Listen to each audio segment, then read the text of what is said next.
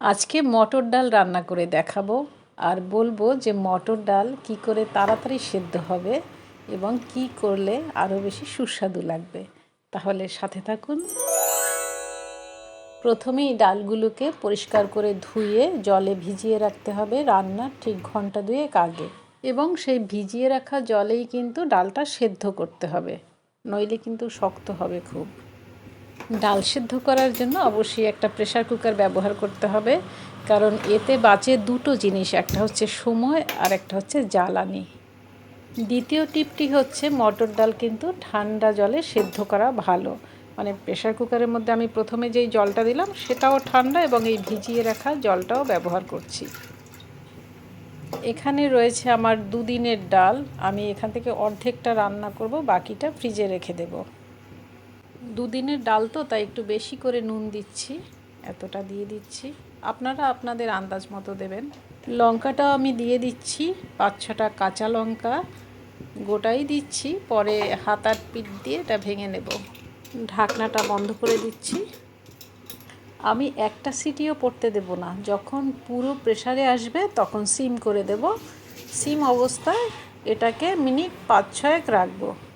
Pressure কুকারে ডাল থাকা অবস্থায় সিটি পড়লে কি হয়, অনেক সময় এই সব জায়গা একেবারে মাখামাখি হয়ে যায়, দেয়াল টেয়ালগুলো আবার পরিষ্কার করতে খুব হুজ্জতি, তাই সিটি পড়ার আগেই এটা সিমে রাখতে হবে। পুরো প্রেসারে এসে গেছে প্রায়, আমি এটাকে এই অবস্থায় সিম করে দেব। মাত্র ঘড়ি ধরে 5-6 মিনিট রাখলেই হবে। এখন বাজে কটা, 12টা 31, আর এখন বাজে 12টা 36। আমি ওভেনটাকে অফ করে দিলাম, একটু দেখে নিচ্ছি ঠিকঠাক সেদ্ধ হলো কিনা। অনেক সময় তো এরকম হয় যে আমরা ডাল রান্না করব কিন্তু ভেজাতে ভুলে গেছি, তবে সেক্ষেত্রে একটু ফিটকিরি দিয়ে দেবেন ডালের মধ্যে, দেখবেন খুব সুন্দর সেদ্ধ হবে। দারুণ সেদ্ধ হয়েছে, একেবারে নরম হয়ে গেছে। এখন এখান থেকে আমি অর্ধেকটা ডাল তুলে নেব এবং তার সাথে 2-3টে লঙ্কাও তুলে রাখবো। দিয়ে দিচ্ছি হলুদ গুঁড়ো, মুসুর ডালের থেকে কিন্তু মটর ডালে হলুদের গুঁড়োটা একটু বেশি লাগে। দিয়ে দিচ্ছি পরিমাণ মতো জল, যে যেরকম ডাল খেতে পছন্দ করেন আর কি। পাতলা ডাল খেতে পছন্দ করলে বেশি জল দেবেন, আর যদি ঘন খেতে পছন্দ করেন কম জল, সোজা কথা। এই সময় লঙ্কাগুলোকে একটু ভেঙে দিতে হবে। যেসব বন্ধুরা একটু মিষ্টি ডাল খেতে পছন্দ করেন তারা এই সময় 1 চামচ চিনি ব্যবহার করতে পারেন বা গুড়। চিনিটা ফোড়নের সময়ও দেওয়া যেতে পারে, তাতে ডালের রঙটা কিন্তু আরও বেশি সুন্দর হয়। ওভেনটা আবার অন করে দিলাম, এবার ফুটে ওঠার অপেক্ষা। ফুটে উঠেছে, আমি দিয়ে দিচ্ছি লাউ। এই ডালে অনেক কিছু ব্যবহার করা যায়, যেমন যারা বিন খেতে ভালোবাসেন বিন দিতে পারেন, বা বাড়িতে কাঁচা টমেটো থাকলে সেটা দেওয়া যায়। কাঁচা টমেটো মটর ডালে ভীষণ ভালো খাটে, আমার কাছে এই মুহূর্তে নেই। ঢাকনাটা আটকে দিচ্ছি।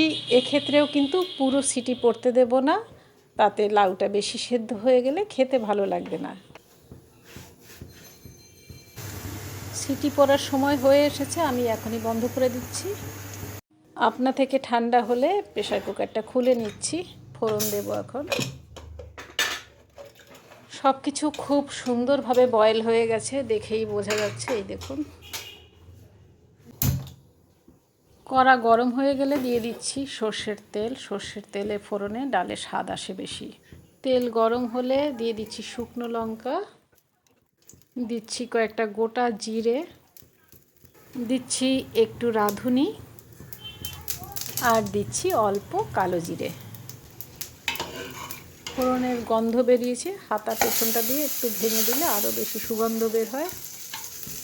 আমি এখন ডালটা কড়ার মধ্যে ঢেলে দেব, কিন্তু আবার উল্টোটাও করা যায়। কড়ার থেকে এই প্রেসার কুকারেও ফোড়নটা ঢেলে দেওয়া যেত, তাতে কড়াটা কিন্তু আর বেশি ধুতে হতো না, অন্য কিছু রান্না করা যেত। তা সে যে উপায়ই থাকুক না কেন, এই মুহূর্তে আমার মনে হচ্ছে এটাই করা ভালো, কারণ আপনারা দেখছেন সবাই। আর অন্য উপায়টা আমি যখন একা রান্না করব তখনের জন্য রাখা থাক। ডালটা ভালো করে ফুটে উঠলে একেবারে সবশেষ জিনিসটা দিতে হবে। ডাল আবার ফুটে উঠেছে, দিয়ে দেব ধনে পাতাগুলো। এতে ডালের স্বাদ কিন্তু দ্বিগুণ বাড়িয়ে দেয়। অনেকে অবশ্য ধনে পাতা খেতে পছন্দ করেন না, তারা দেবেন না। মিনিট খানিক জাল হলেই গ্যাস ওভেন অফ করে দিতে হবে। একেবারে রেডি।